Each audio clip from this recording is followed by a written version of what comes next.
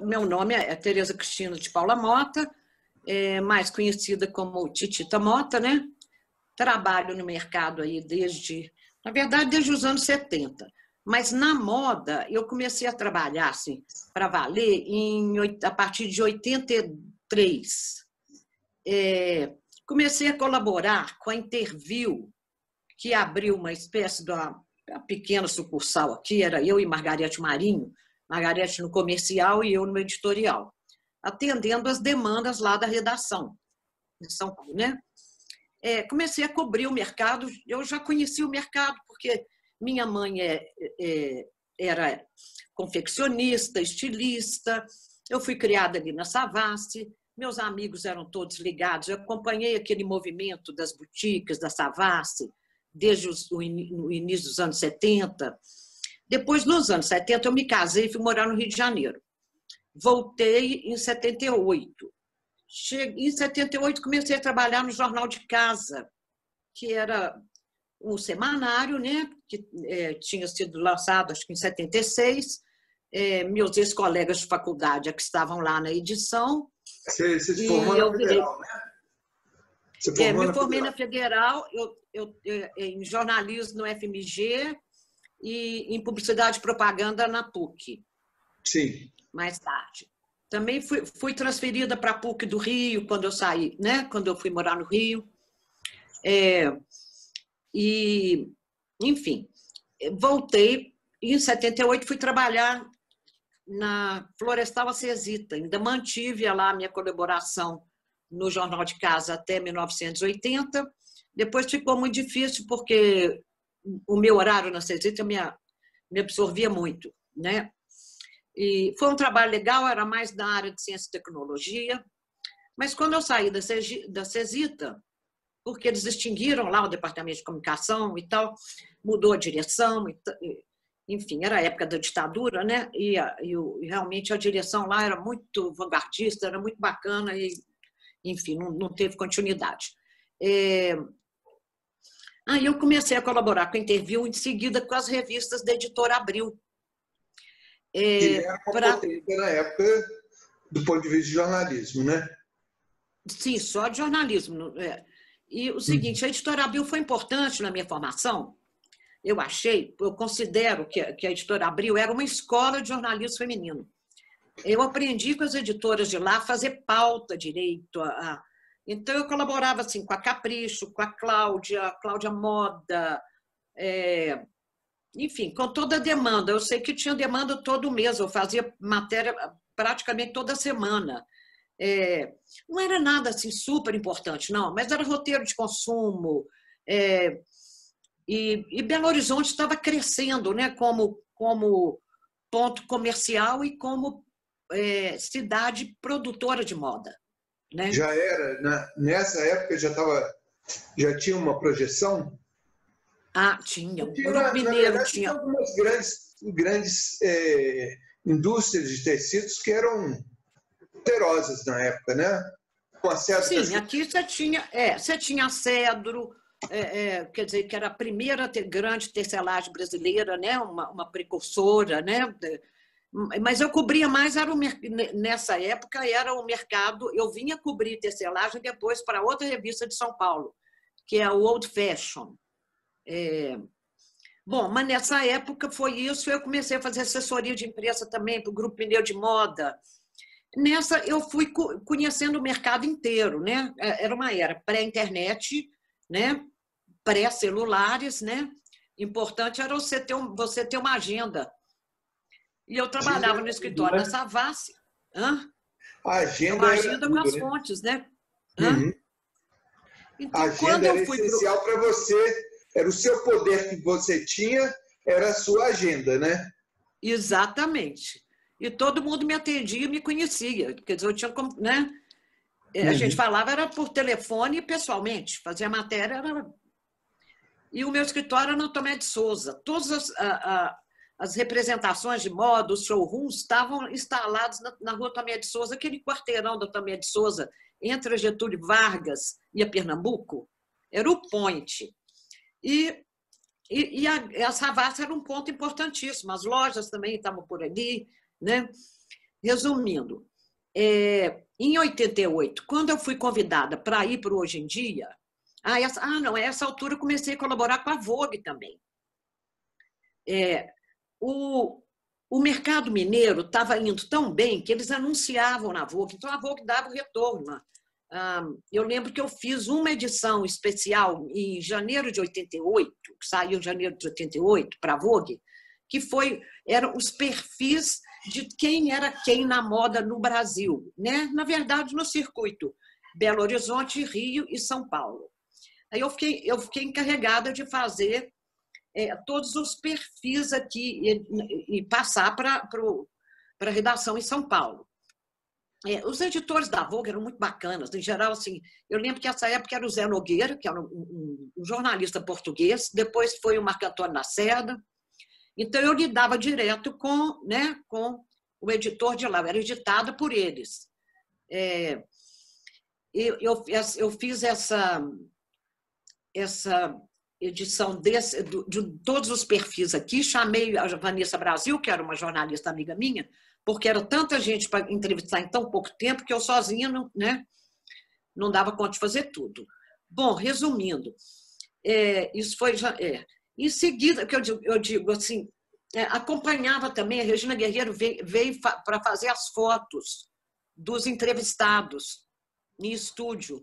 Então, eu também aproveitava os entrevistados sendo fotografados para também já ali aproveitar e fazer entrevista, sabe? Foi um trabalho muito legal. Eu digo, isso completou, porque quando eu fui para o Hoje em Dia, quando me convidaram, quem me levou para o Hoje em Dia... Né? Isso é década de 80. Década de 80, exatamente. Em 88... A gente poderia dizer que nesse período, as revistas elas estavam ganhando, vamos dizer, vivendo um momento de era de ouro do segmento de revistas de moda? Sim, com certeza. Com certeza, Carlos, você que é editor de economia sabe bem disso. O que acontecia? O Brasil era fechado para as importações, o mercado era fechado para as importações. Como existia uma classe média e classe média alta, né, com dinheiro para comprar moda, já sintonizado com aquilo, com informação, né, o mercado aqui que se beneficiou disso. Aquelas confecções que começaram, as confecções de garagem, das ex-alunas lá da sua família, lá do Centesimal, né, já estavam montando suas confecções na garagem de casa, né, etc. Minha mãe fazia parte dessa geração. Aquele improviso dos anos 70, nos anos 80 já tinha se profissionalizado, as pessoas já estavam com galpões lá na Pedro II. Isso, inclusive, pega a transição entre a herança da década de 60, 70, que as mulheres estavam começando a sair de casa para priorizar a profissão, né? Exatamente, exatamente. E a moda, quer dizer, a gente pode considerar que a moda é um fator assim que propiciou a independência e autonomia para as mulheres, né? Exato. Tanto para as costureiras, né? Para as classes populares, quanto para a classe média, né? E até classe média alta, né? Inclusive, eu sei de casos que o marido abandonou o emprego para se tornar sócio da mulher na hora que viu que a coisa estava indo tão bem, na verdade. Então, o engenheiro, médico não, porque eu sou filha de médico, eu sei, médico é mais difícil de deixar a sua profissão, mas eu digo os economistas, engenheiros de outras áreas, né? Muitos deles fizeram isso, foram se tornar só, falar, o dinheiro está vindo ali, é melhor eu dar esse suporte lá na administração financeira, né? Deixar ela criar e trabalhar e fazer a arte, né? As coleções e tal. Bom, resumindo, quando eu fui para a questão da máquina de escrever ainda e a máquina de escrever analógica com filmes. Exatamente. Telefone, o fotógrafo. Que era essa questão da tecnologia? Exatamente. Eu também ainda tive um outro fator. O meu marido, eu trabalhei também muito. Tinha um estúdio fotográfico. Quando a gente voltou do Rio, ele montou um estúdio fotográfico aqui que se chamava Arco-Íris. Era o Milton Campos Horta, meu ex-marido, pai da minha filha, e o Odilon Araújo. O estúdio começou a bombar, porque eles fizeram ali no São Pedro, sabe? Era uma casa antiga, mas fizeram um galpão no fundo, transformaram num estúdio bacana. E as agências que estavam pegando contas, inclusive nacionais, como é que fala? Escolhiam eles como fotógrafo. E não existia ainda aquela imagem do produtor, né? Que também se tornou muito importante depois, o stylist. Então, eu fazia isso também. Aprendi a produzir foto. Eu sabia até revelar foto preta e branca. Já passei muitas noites em laboratório, ajudando o Milton. Aí, do preto e branco, claro, o colorido era feito fora, né? Mas isso também me preparou, sabe, para a edição de imagem, porque eu sabia quer dizer, eu tinha conhecimento de causa. Não vou dizer que eu seja uma fotógrafa, isso não, mas eu tinha conhecimento de causa técnica, por exemplo, sabe, editar uma foto direito, ver o que é fundo, o que é foco, o que é luz, né? O que é uma imagem assim, esteticamente bacana, se a coisa está centralizada direito, enfim.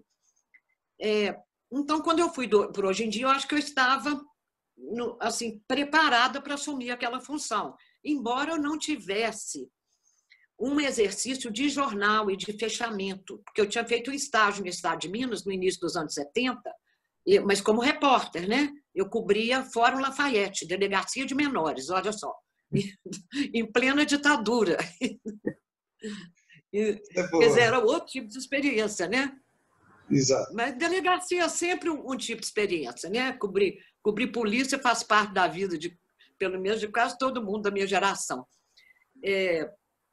Então, quando eu fui para Hoje em Dia, o Antônio Seara era amigo de alguns amigos meus, o irmão dele era publicitário, que trabalhava na Setembro, então já sabia o que eu fazia, porque eu produzia muita foto lá para Setembro, e me indicou lá para o Erval. O Lédio Fabiano dos Santos era o consultor do projeto, né, que trouxe o Erval também, e me conhecia, porque eu fui aluna dele, lá na PUC. E aí eu caí lá do dia para a noite. O Erval já queria, o que eles me encomendaram foi assim, um caderno de moda sofisticado, bacana, você tem essa experiência de revista e tal, né? Por isso esse caderno veio a substituir o Artimanha, que a Sulamita fazia, que era um caderno bacana, mas dirigido mais não tinha essa pegada lá de moda, né?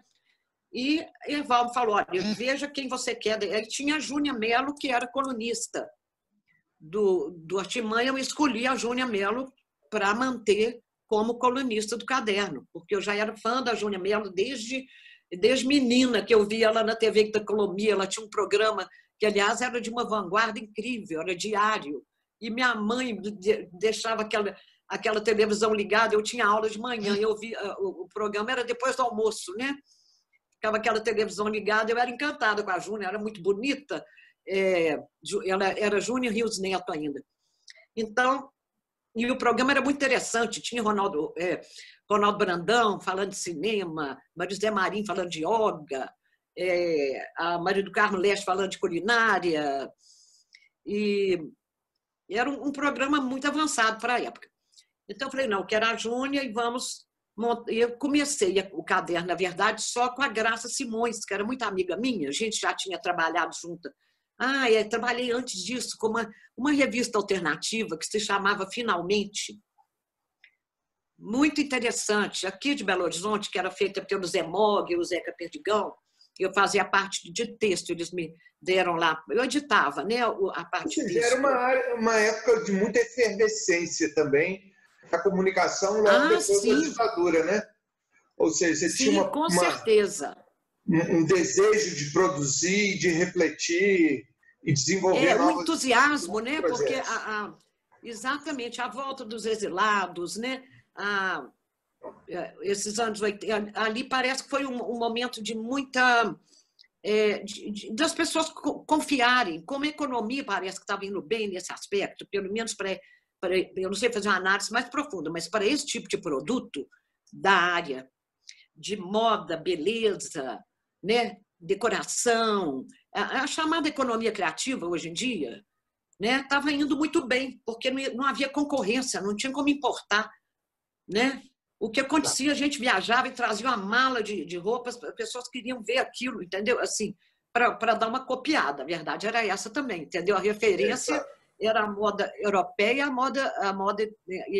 e a moda americana, né? Aliás, nessa época, um negócio que era importante que as pessoas viajavam, né? Que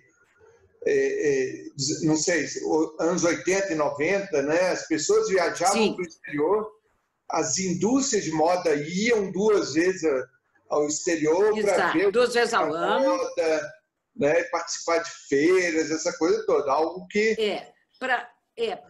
hoje já não é tão necessário. Assim como naquela época ainda não participavam, a não ser grandes indústrias, né? Não participavam para a venda, iam para pesquisa, para entender o mood da moda, mesmo a moda de rua, entendeu? Ver as lojas, né?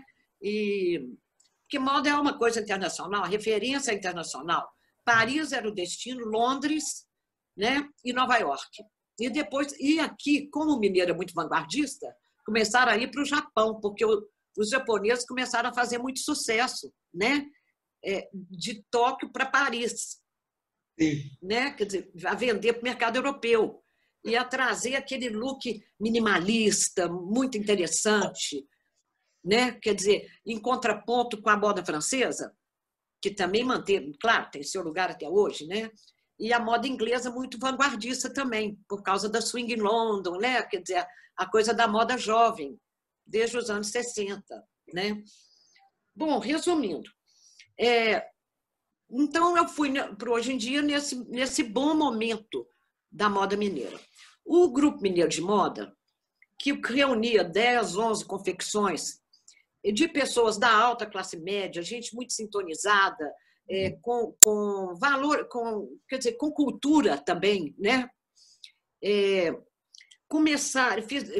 Formaram esse grupo e começaram a fazer os lançamentos em Belo Horizonte e a chamar a atenção da imprensa paulista e a fazer um sucesso incrível, porque realmente era tudo assim.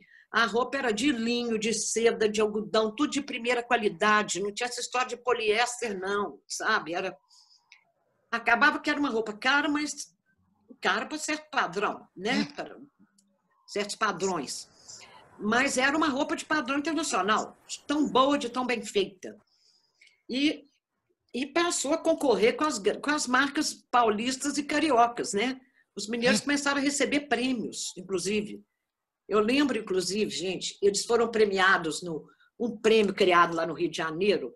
A Mabel Magalhães foi até porque era uma coisa mais chique, a Mabel fez uma roupa com a minha mãe, com a Tereza Paula Mota, e isso foi uma loucura. Eu não fui nessa premiação, não, mas a repercussão foi incrível. Quando subiram ao palco para receber o prêmio, a Mabel até conta isso no livro do João Carlos Braga. A Mabel falou que era para ter subido umas 2 pessoas, mas falou mineira jeca mesmo, aí subiu todo mundo no palco. Aí os cariocas resolveram fazer uma vaia de por ciúme, né? Porque se você observar, a premiação tinha sido isenta, era um júri que reunia editores de várias publicações, inclusive os paulistas, né? Não, exato. Teve essa projeção, eu lembro que a Cândida também, dos calçados, recebeu um prêmio também, recebeu por 2 vezes o prêmio de melhor estilista de calçados, sabe? Sim. Nessa época, aí já, final dos anos 80. Então, estava tudo muito bem. Então, entrando nos anos 90, você já estava no Hoje em Dia e a gente teve a abertura do Collor, né? Exato. E exatamente. Aí veio o governo Collor. Com a indústria brasileira. Como é que foi esse processo? Você estava... No Hoje em Dia. Eu trabalhei na época no Hoje em Dia. Exatamente. Você lembra? Foi, aliás, teve um esforço de reportagem incrível, né? Aquele plano Collor. Sim. Você estava na economia na época, né? Sim. Não estava? Porque eu emprestei repórter para a editoria de economia, por causa da força-tarefa que montaram lá para cobertura do plano Collor, que foi aquela coisa confusa, não é? Não vieram aquelas medidas? Na época, eu estava no Diário do Comércio. Ah, bom. Bom, então você estava cobrindo aquilo do mesmo jeito, né? Exatamente. Então... E como é que foi? Isso veio a mudar o mercado, mas o mercado ainda estava pujante no início dos anos 90. Eu lembro que Belo Horizonte virou um destino de moda, entendeu?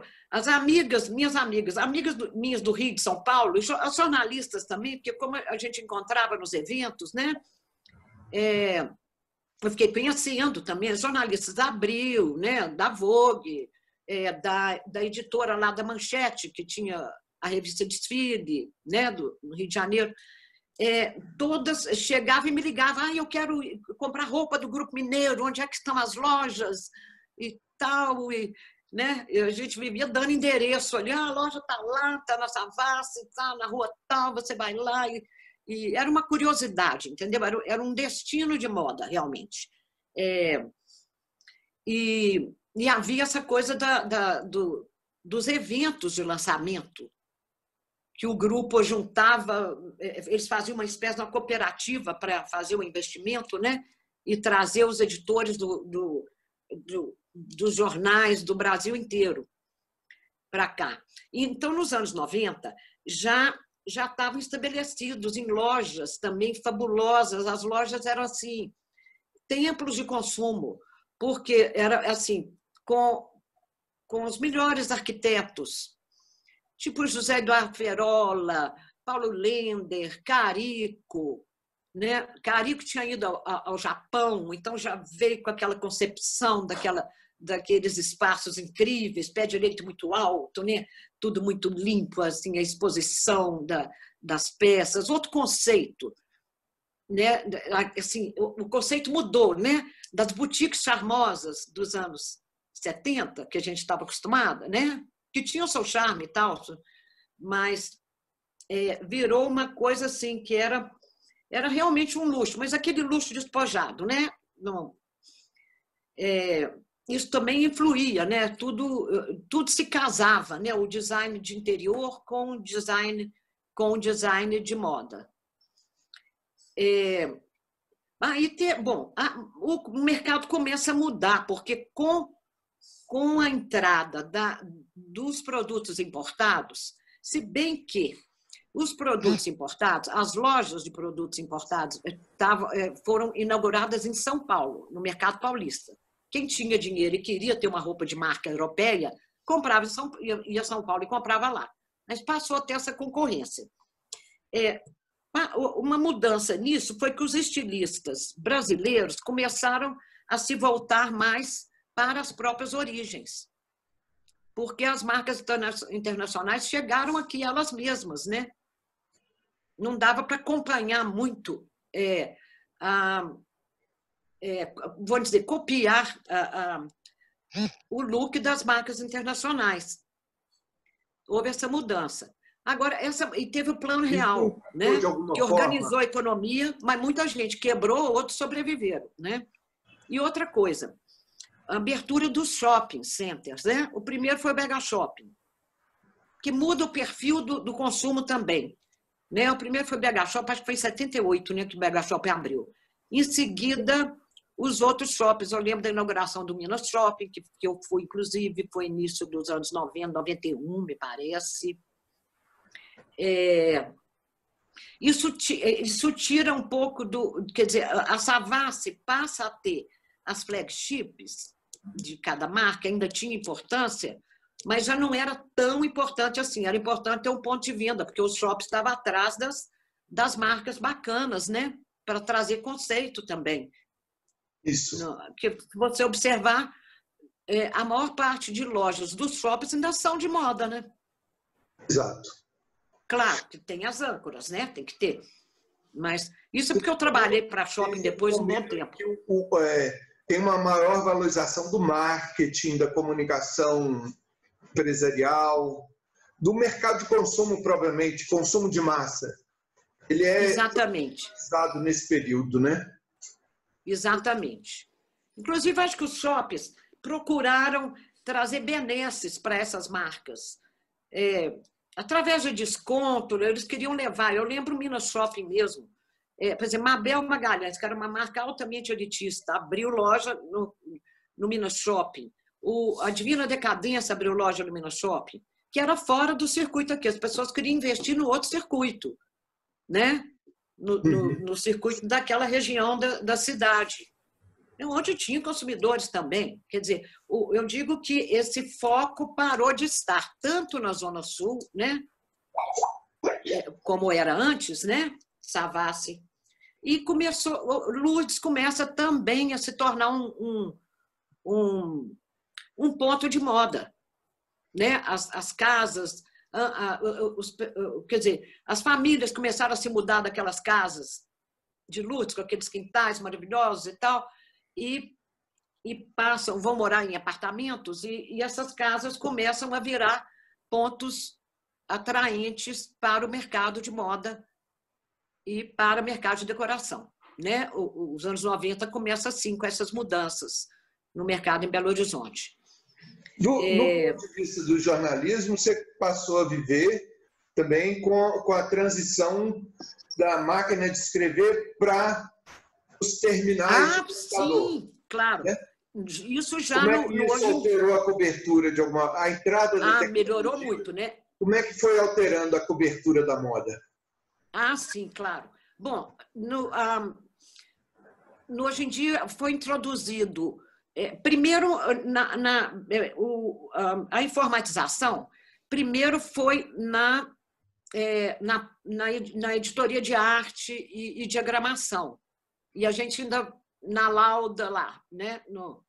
Mas a partir do digitador, né? Você escrevia na máquina do digitador, e alguém digitava. Mas em seguida, eu lembro, porque afinal a gente pesquisou isso agora, eu achava que era 1989, mas foi em 90.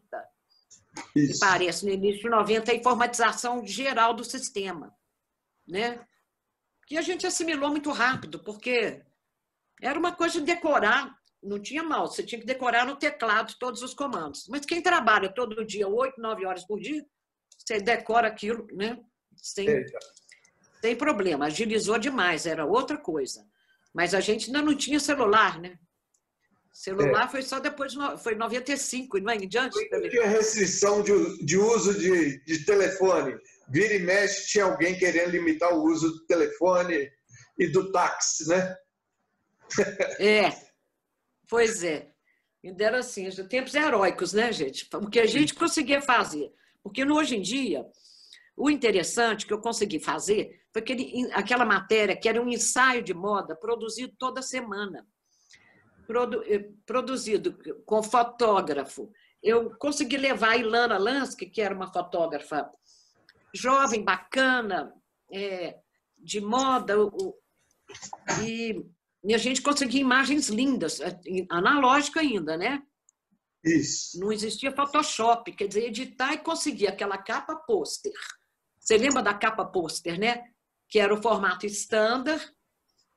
O caderno de moda tinha que ter aquela foto aberta. Aquilo dava um trabalho, porque não tinha essa facilidade de Photoshop hoje em dia, né? E então era a capa e a contracapa com as outras fotos. Eu tinha só a capa e a contracapa em cor. E o miolo era todo em preto e branco. O caderno começou a fazer tal sucesso que começou em outubro de 88. Em meados de 89, o caderno já passava era inicialmente com 8 páginas, passava para 12, depois para 16. Fiz várias edições com 32 páginas, Carlos, você não imagina. Assim, você tinha hora para entrar na redação, agora para sair, só Deus sabe, né? Era uma loucura, porque com a equipe pequena. Eu aumentei um pouco os colaboradores, para poder ter material só para editar, em vez de ter que pautar, mandar, né? para ter esse material de gaveta também, mas nada podia ser muito velho também, né? Não, a moda exige, aliás, todo ramo do jornalismo exige agilidade, né? Não, mas o interessante foi isso. Então, por quê? Com aquela quantidade de anúncios, eu tinha que produzir, tinha que ter equilíbrio. Isso o Herval exigia. Ter a mesma quantidade de páginas de editorial para a de comercial, entendeu? Então, se eu tinha 16 páginas de anúncio, eu tinha que ter 16 páginas de editorial, de matérias, né? De entrevistas. A gente criou aqueles formatozinhos, né? Tinha uma série de formatos que também foram até novidade aqui. Uma seção que era passarela para acolher matérias menores, pequenos perfis. Uma coisa que fazia muito sucesso era a entrevista de página inteira com os estilistas e empresários de moda, porque antes ninguém fazia isso com eles, não, nem as próprias revistas. Sabe, estou querendo me gabar, não, mas a gente tinha que inventar coisa ali. E isso começou a fazer muito sucesso, porque essas pessoas também eram interessantes e ninguém sabia como elas eram interessantes, entendeu? Eram pessoas criativas, que viajavam, que tinham um repertório cultural interessante. E depois... Isso contribuiu para mudar, de certa forma, o perfil do que era a cobertura de moda? Que você tinha do outro lado, em outras publicações, que eram muito troca de favor e pouca criatividade. Existia... Você acha que, de alguma forma, a sua abordagem, a sua estratégia contribuiu para a mudança de modelo? Aqui eu acredito que sim. Eu acredito que sim. Que eu tinha uma experiência anterior que acho que me preparou para isso, né? Quer dizer, eu não quero me gabar de que eu inventei né, a roda, não, né? Mas eu editei, quer dizer, eu fiz matérias para revistas anteriores e revistas muito bem editadas. Porque, na verdade, o que acontecia? As editoras de moda, embora sejam consideradas, são muito fúteis, isso e aquilo, mas não é verdade. Na minha época, as editoras de moda tinham um bom, como é que fala, background cultural. Sabe? Não era uma questão... Para editar moda, entender esse sistema todo, você tinha que ter um mínimo de consciência, de conhecimento de economia, de história da arte, de estilos, né? Um mínimo de experiência internacional, né? Ter viajado para o exterior, ter conhecido um grande centro de moda, os museus, né? Eu não viajei tanto, mas toda vez que eu viajo, até hoje, para mim, importante é ir aos museus, porque tem sempre uma mega exposição bacanérrima acontecendo, né? Agora, em 2018, eu fui a Nova York, tinha uma exposição maravilhosa no Metropolitan, sabe? Que era a influência da religião católica na moda. Você não acredita que maravilha, sabe? Com os exemplos todos dos estilistas italianos, franceses, sabe? Quer dizer, esses recortes assim são muito interessantes. O Victoria and Albert Museum, em Londres, aquilo ali, quer dizer, se fazer uma visita, aquilo é uma aula de moda que você tem, né? De história da moda. Paris, museu lá do textil e tal. Quer dizer, isso tudo ajuda, né? Sem querer ser elitista, mas é claro que lá é diferente, porque o dinheiro ali importa, os ricos realmente contribuem para a comunidade, né? As foundations doando, né? Museus para que a população em geral tenha acesso. Você vê o Metropolitan, por exemplo, em Nova York. O nova-iorquino não pode pagar, o jornalista nem se fala, eles têm o maior respeito dos jornalistas. Eu lá com minha carteira da FENAGE, eu não pago nada em museu nenhum, entendeu? Antes eu até fazia carteira internacional para viajar, sabe aquela... Mas essa última vez que eu viajei, nem fiz a carteira, minha carteirinha da FENAGE, eu entrei no ITRI, no MET, sabe?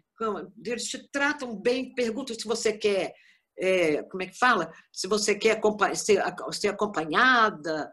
Quer dizer, é tudo finíssimo, porque os sponsors, né? Os patrocinadores não permitem que se cobre, eles estão pondo o dinheiro ali, para propiciar o acesso, né, a quem quer que seja, né, aos moradores da cidade, a turista, entendeu? Aos turistas. Essa mentalidade é que precisa de se estabelecer no Brasil, sabe? Eu acho, sabe? Essa coisa do rico entender que ele deve à comunidade, ele enriqueceu ali naquela sociedade, então ele se sentiu na obrigação de dar um retorno, né? Não é verdade? Estou aqui. Bom, até já mudando de assunto. Mas vamos lá. Aí você pegou a transição de 90, que foi a informatização. Como é que foi? Como é que tá? Bom, aí melhorou muito com a informatização. E melhorou muito com a informatização. Uma época que foi 80, 90, foi uma época boa para o jornalismo, inclusive para o impresso, né? Foi um período relativamente curto, um período de profissionalização da atividade até. Eu entendo que é verdade. Que o jornalismo antes de 80 ainda era embrionário, ainda era mistura de coisas antigas e tentativas novas, né? Aí, com certeza, no nosso mercado aqui. Cresceu, depois veio os anos 90 foram uma época de profissionalização. Aí durou muito pouco, porque aí entrou a internet no final dos anos 90 e já começou a bagunçar tudo, né? Como é que foi a sua experiência? Aí o que acontece? Exatamente, o impresso ainda imperava. Eu saí do Hoje em Dia e fui trabalhar na Fundação Clóvis Salgado. Eu dirigia lá o setor, porque tinha uma pequena agência mesmo, que produzia produzia toda a parte de programação da Sala Humberto Mauro, programação do teatro, programação da... tinha ópera. Naquela época, o Palácio das Artes produzia, a Fundação Clóvis Salgado, né? Produzia. Então, eu até gostei muito de trabalhar na Fundação, sabe? Porque era o mesmo tipo de coisa. Eu tinha que editar, que fazer texto, tinha bons designers lá, inclusive, sabe? Era uma pequena agência. Então, não estava fora do meu ramo, né? E dentro da cultura, que é a outra ligação que eu tenho, né? Claro, onde eu trabalhei e colaborei também. Aí fui para a redação do Tempo em 96, né? Quando foi inaugurado. Pertencia à equipe de implantação do Tempo e do Pampulha. Aí o Erval Braz me chamou para ser editora do Pampulha, do Semanário, que foi uma experiência muito interessante. Era um jornal de 48 páginas, formato standard, para ser produzido, né? Então, tinha caderno de veículos, quer dizer, o que era produzido fora era só o caderno de veículos e o caderno de turismo. O resto era tudo dentro da minha administração. Foi também a mesma coisa, aquela coisa de começar a formar equipe, selecionar jovens repórteres e trabalhar demais. Assim, minha experiência no jornalismo sempre foi muito essa, a coisa da implantação da parte mais difícil. Depois que a coisa começa a andar, né, tudo se torna mais fácil, né? O Pampulha foi uma ótima experiência também. Aí nem tinha, me exigiram que eu criasse o caderno estilo, um caderno também agregado, né? Então a gente tinha cidades, tinha tudo, de tudo um pouco. Eu não sei se você se lembra do Pampulha, a primeira fase. Sim. Era 121 mil exemplares distribuídos, como é que fala? Em domicílio, né? Então, o jornal passa para ver um sucesso incrível, porque eu chegava na casa das pessoas de graça. E naquele padrão gráfico muito bom, com aquela capa, a mesma coisa, o mesmo sofrimento que eu falei, de abrir uma foto na capa, no formato standard, a foto tinha que ser perfeita. Mas aí já estava mais informatizado, já tinha o Photoshop, né? Já tinha o tratamento, as coisas já estavam mais... A tecnologia já tinha avançado. Mais ou menos. Photoshop entrou em que época? Não é mais recente, não? Será? Mas tinha um tratamento, a gente conseguia fazer um tratamento ali. Se bem que a foto tinha que ter total foco, total qualidade, porque senão não tinha como abrir, né? Uhum. Com licença, um pouco d'água aqui. Eram vários cadernos, eu sei que tinha que fechar até quinta, tinha que fechar até quinta à noite para ir para a gráfica. Até quarta tinha que fechar uma parte, depois na quinta. Quer dizer, era uma loucura também. Sim. A gente só tinha a sexta para fazer reunião de pauta, né, já está produzindo a outra edição, porque a equipe era pequena. Uhum. Mas foi uma experiência boa, viu? E tornou-se muito comercial nessa primeira fase, o Pampulha também. Sim. Tanto que acabou cá entre nós, acabou com o Jornal de Casa. O Jornal de Casa, em poucos meses. Eu digo assim, eu não participava em nada do comercial, né? O comercial era lá, minha coisa era o editorial, o que eu tinha que fazer era aplicar anúncio, né? O Jornal de Casa não aguentou. Na concorrência. E foi rapidinho. Né? Foi era isso. Era concorrente do modelo de negócio. Exatamente. Né? No semanário, com entrega domiciliar, que eu acho que isso facilitava muito. Bom, aí o que aconteceu? Saí do Pampulha, mas continuei a fazer para o Pampulha uma série de cadernos mensais, sabe? Fazia 10 por ano. Aí eu fui para uma agência de uma amiga minha, nós dividimos, Ana Luz Cabral, que fazia programa no Canal 23.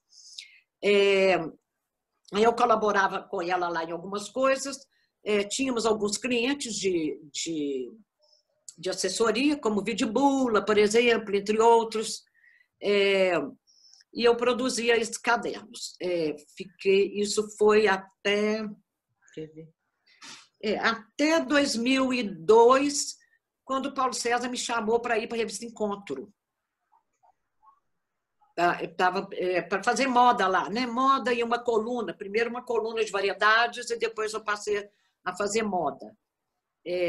Mas era como colaboradora. Eles não me contrataram lá como efetivamente, entendeu? Ou seja, aí a questão do aí tava... ainda não te pegava, ainda não te não influenciava muito o seu dia a dia, não. Né? Não, se bem que eu trabalhava bastante, porque inclusive participava dos fechamentos no sábado. Trabalhava em computador antigo, ainda não tinha muita internet. Não, tinha. Nessa época, não. Mas era comigo, lá no Encontro. Tinha, e eu tinha computador em casa com internet. Eu tinha até um Mac já. Até. Sei, Sabe? No... E aí, então, como é que foi essa... Impressora com scanner.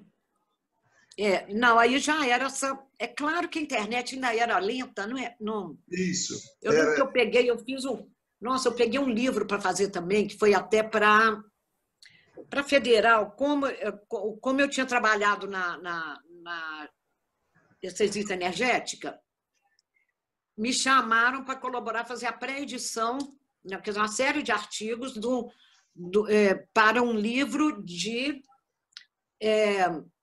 energia renovável em Minas Gerais. Sim. Sabe? Tinha que editar os artigos de uma série de colaboradores, né?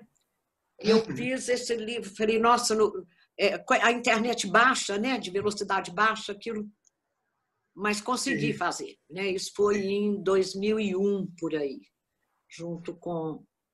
Bom, essa foi antes do Encontro. Aí fui para o Encontro e o governo Aécio estava montando as assessorias de comunicação, né? Uhum. E André Neves me chamou para assessorar a Secretaria de Cultura. O secretário era até o Luiz Roberto Nascimento Silva. Aí fui para... Quer dizer, aí eu continuei como colaboradora do Encontro, mas como chefe da comunicação lá da Secretaria de Cultura.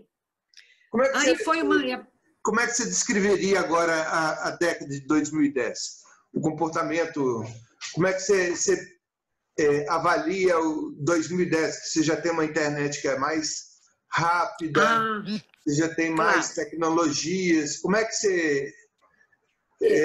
Bom, eu acho até que... Como você avalia a questão do próprio jornalismo? Como é que ele evoluiu em 2010, na sua opinião? Sim, na verdade, eu colocaria esse marco até um pouco antes, porque de 2005 em diante, eu comecei a fazer revistas para shopping, entendeu? Numa agência. A internet já era satisfatória. Eu trabalhava numa agência que tinha aquela manutenção, os meninos programadores e tal. Comecei a fazer, inclusive, eu que era responsável pelos textos de site, sabe? Eu acho que já estava satisfatório, né? Não na velocidade hoje em dia, né? Que a gente tem aí até 100 megas e tal. Mas, quer dizer, você tinha condição de implantar uma produção inteira. Eu entregava a revista pronta, botava na gráfica do zero ao... Aí eu fiz durante 10 anos a revista do Minas Shopping. Fazia parte de moda da revista do Shopping do Vale, que é lá em Ipatinga, né? Tinha que viajar, ir para lá, pegar roupa, trazer para cá, fotografava aqui em estúdio, na coisa, né? Aí mandava tudo por internet, né? O material todo já era satisfatório. De 2010, eu acredito que a coisa ainda melhorou mais. Eu passei a fazer também uma revista para Itabirito, sabe? Tipo 4 edições por ano, mas isso até que me ocupava, como eu fazia várias, né? Uhum. A do Shopping do Vale, a do Minas Shopping. E como é que você define a moda de 2010, no caso? 2010. Bom, o que acontece? Aí a internet já passa a mudar tudo, né? A moda passa a ter presença forte na internet. O impresso ainda continua como uma ferramenta de marketing, né? Tem seu charme. Mas eu acho que de 2015 para cá, não sei, eu poderia até te mostrar algumas, deixa eu ver aqui.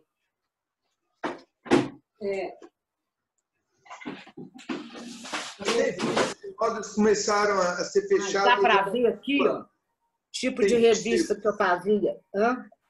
Sim. Sim. Tá dando para ver? Essa era do Minas Shopping. Procurava fazer um padrão de revista de mercado. Com a mesma... Deixa eu pegar outra aqui. Com a mesma qualidade, entendeu? Sim.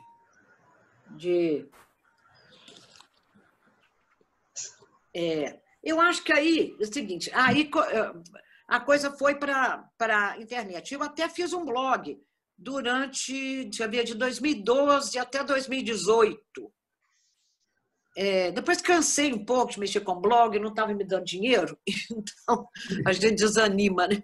Mas agora eu estou, quer dizer, agora, eu acho assim, teve uma mudança significativa no enfoque das revistas, eu acho que de 2015 para cá, essa tomada de consciência do mercado de moda com relação ao fast fashion, que é a roupa produzida rapidamente nos mercados, na China, na Índia, no Vietnã, em fábricas horríveis, em péssimas condições trabalhistas, né?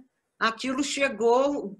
Bom, uma pesquisadora de moda, que se chama Lia Delcourt, ela decretou em 2015, depois da queda daquele prédio lá em Bangladesh, na Índia, que matou quase 500 pessoas, e no meio dos destroços estavam lá todas as marcas, as roupas com as etiquetas, né? Entre elas, assim, Zara, das grandes marcas de fast fashion. Aquilo foi um choque, né? uma tomada de consciência do mercado de moda de que aquilo não podia continuar daquele jeito, né? O Ocidente consumindo roupa de baixa qualidade, que não tinha durabilidade nenhuma também, mas como era barato, né? E produto de um trabalho praticamente escravo, né? Quer dizer, de lá para cá houve um certo posicionamento, inclusive das próprias revistas e editoras, né? Eu acho que a coisa mudou muito. Há um certo engajamento hoje em dia da parte de quem edita moda. O perfil das próprias revistas brasileiras mudou. Isso aqui, quer ver? Essa aqui foi a última edição da Elle brasileira, aqui, ó. Elle Amazônia. Agora a Elle voltou, mas essa foi... passou a se dar mais valor a redescobrir o Brasil, a fotografar na Amazônia, que, por exemplo, olha. Sim. Não é só isso, né? A Marie Claire, me parece que estão sobrevivendo. As revistas tradicionais de moda, aquelas que vieram dos anos 80, 90, estão continuando, estão sobrevivendo? Continuam. A Elite mesmo tinha acabado, vai voltar agora. A Vogue, agora, o que está acontecendo?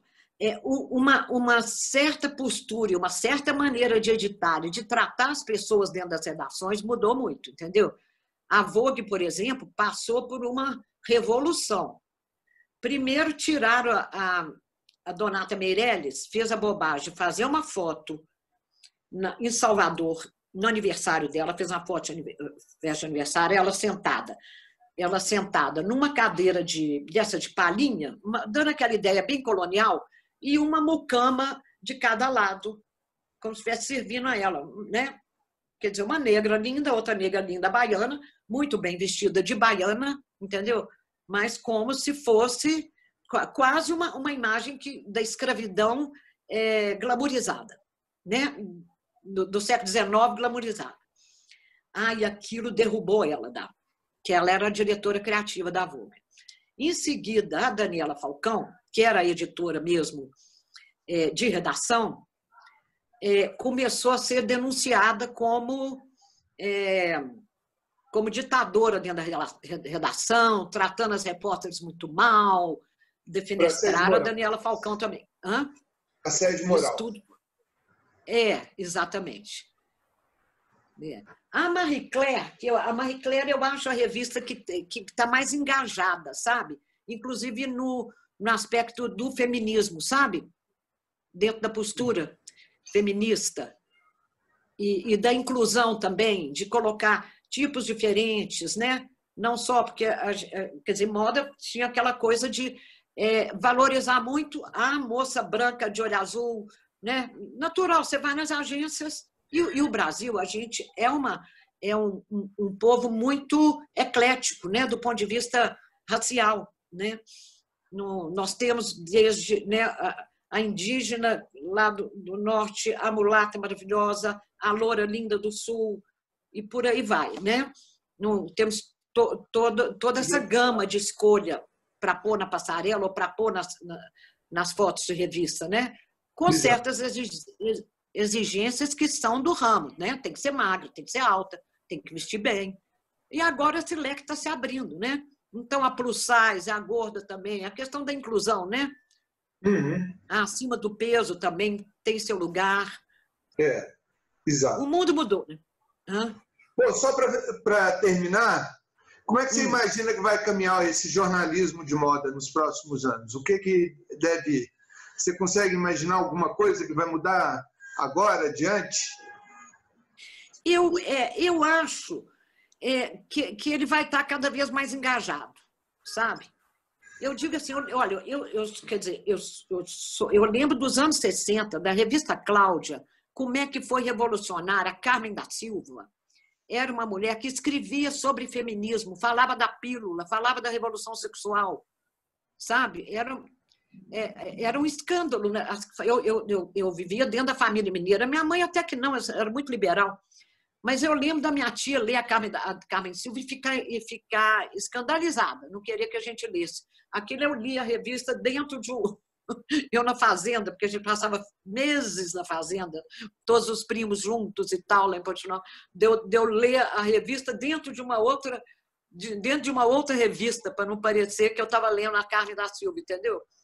Eu digo, então, eu acho que também não é fato que sempre o jornalismo feminino não foi engajado, entendeu? Ele tem sido engajado. Porque, né, sim, tem sido engajado, não sempre em todas as publicações, mas ele já vem sendo engajado, desde os anos 60, né, com as feministas da segunda onda, né, que também, a maioria era jornalista, inclusive, escreviam na revista, na Cosmopolitan e tal. Você lembra um fato interessante, que ai, me lembrei, esqueci do nome dela. Bom, enfim, não é verdade que o jornalismo feminino sempre lidou só com frescura e futilidade. A verdade é essa, entendeu? Porque o jornalismo colaborou para tornar as mulheres independentes, né? Não só financeiramente, como do ponto de vista de engajamento, de posicionamento, né? De estudo, de leitura, de informação. Eu acho que o jornalismo feminino vai caminhar cada vez mais para isso, para o empoderamento, sabe? Para uma visão mais... buscando uma visão mais socialista da sociedade, mesmo sendo difícil.